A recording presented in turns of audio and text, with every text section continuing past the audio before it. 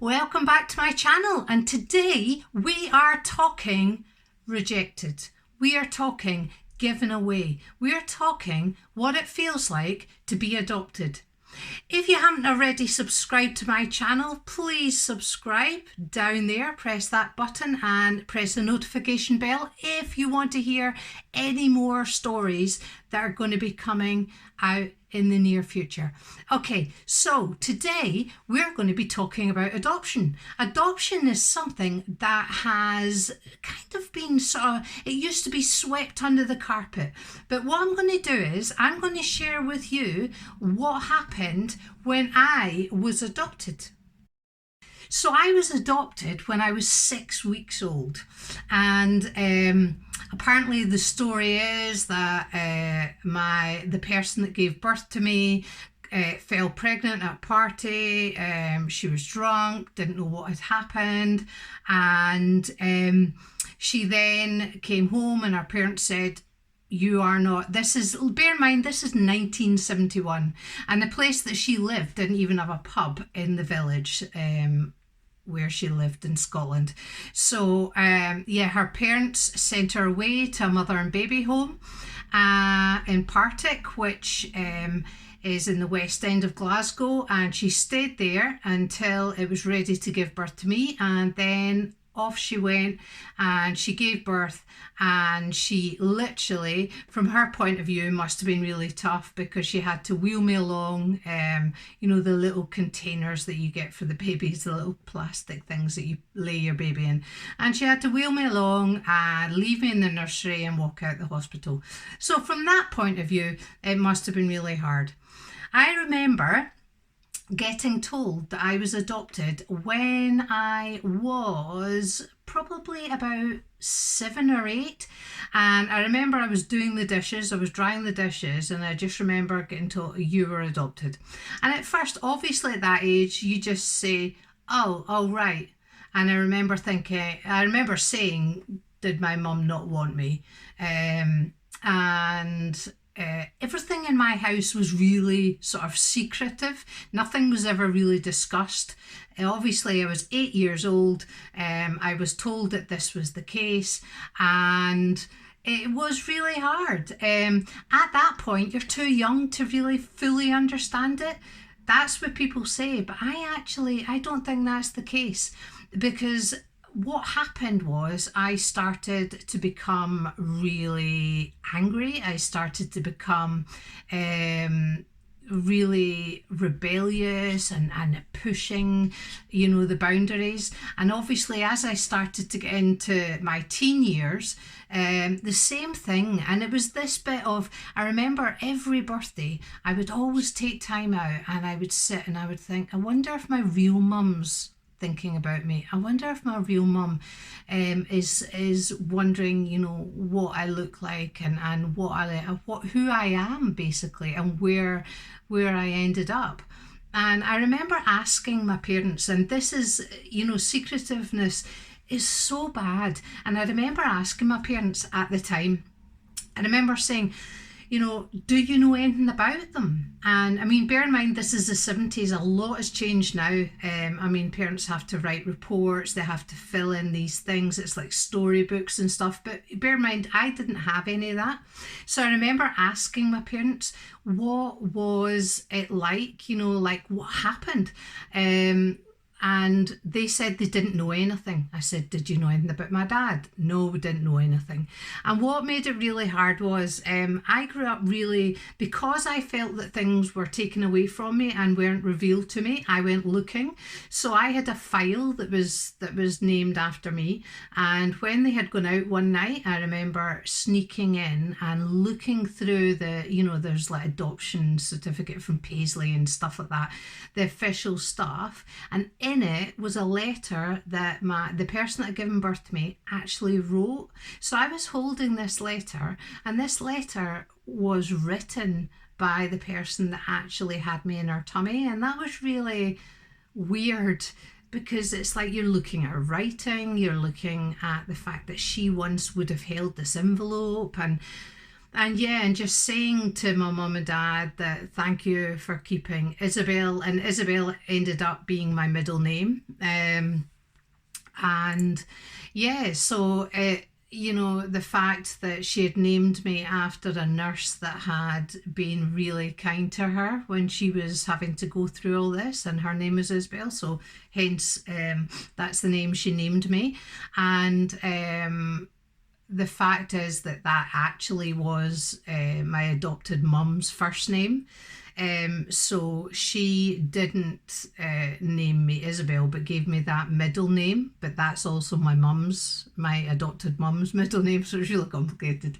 But yeah, I mean, basically the feelings, people have this idea that, I used to get all the time, you must feel so wanted, somebody chose you. That is rubbish. From my point of view, looking back on it, they were top of the list. When you adopted children in the 70s, it was like you were on a list and you got your so-called assessment that wouldn't pass now totally wouldn't pass. And basically what happened was you'd get to the top of the list, and then you would be given to whoever was at the top of the list. And it just happened that my mum and dad my adopted mum and dad were at the top of the list, and so they got me. So I wasn't chosen, I wasn't anything.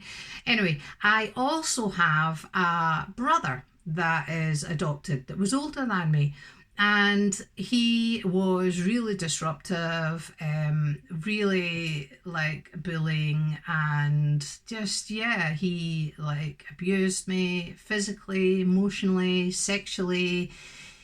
It was crazy. It was really, really hard. And in a family that you grow up in, that actually, when you're adopted, you feel so isolated. You actually feel like you do not belong.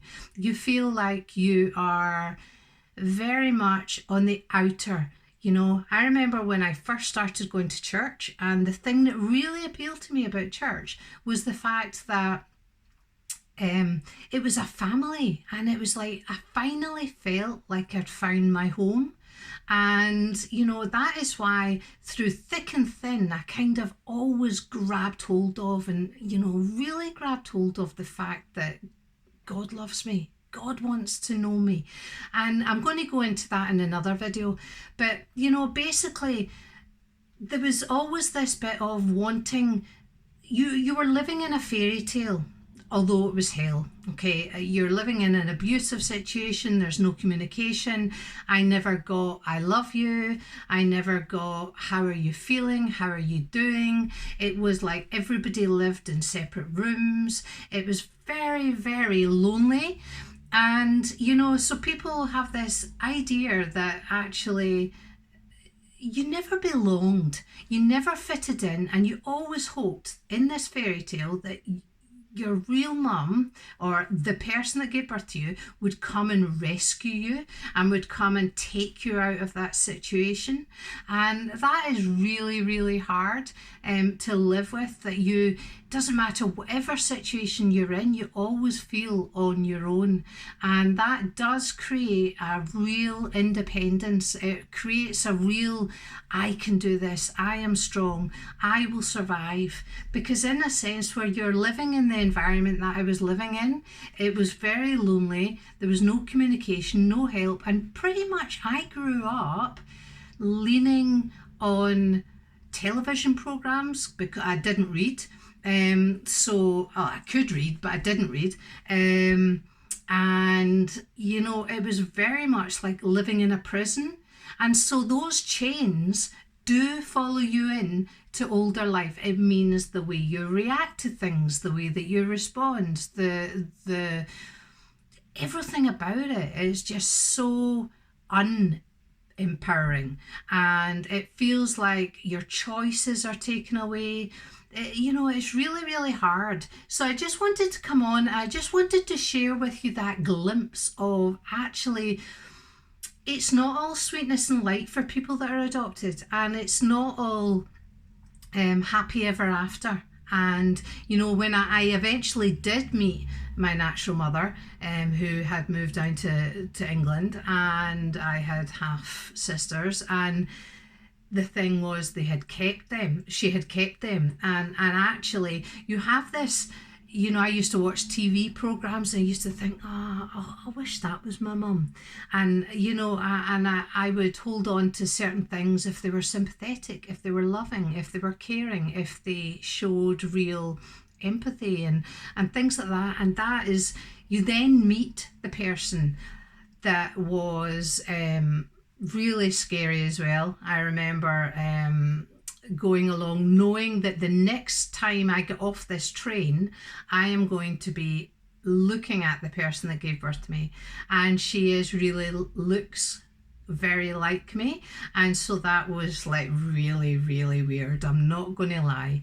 But again, you then realize that actually, in a sense, your whole world blows up, because that is not the person that you had envisaged, and she doesn't meet up to your expectations of what you thought she was like.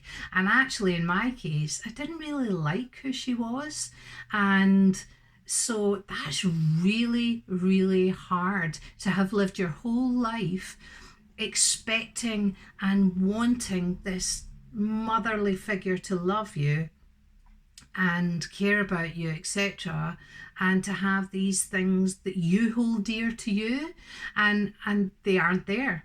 And so that is like my whole world exploded. It was like you were just in a black hole. I went into depression, really serious depression. And yeah, I mean, I really did kind of, I was never angry at God though. That's the thing. If anything, it made me cling more to God. And I think that's what's really, really important, is that actually when things come along that are really hard for us, that we do cling to God. Some people don't. And I just want to encourage you, if you're going through a really, really hard time, or if you are adopted, please comment down below. Please, if you're reading this and you can resonate with some of the stuff that I'm saying, I would love to start in my channel having this kind of like interaction with you guys. You know, I am making content based on what is real for me, and I want to be able to share where I've come from, but I also want to be able to go on lives and speak to subscribers and to share and to just to have that kind of, yeah, I get that, I understand that. And for it not just to be about me coming on saying this is what happened to me, but also I want to come on and I want to be able to interact with people. I want to be able to share with people. I want other people to share with me. So if you want to do that, please subscribe down below and let's get a conversation going. You know, let's actually help each other. Because the people that have been given away or have been fostered or have been put in children's homes, it is flaming hard. You feel like you're rejected. You feel like you're not wanted.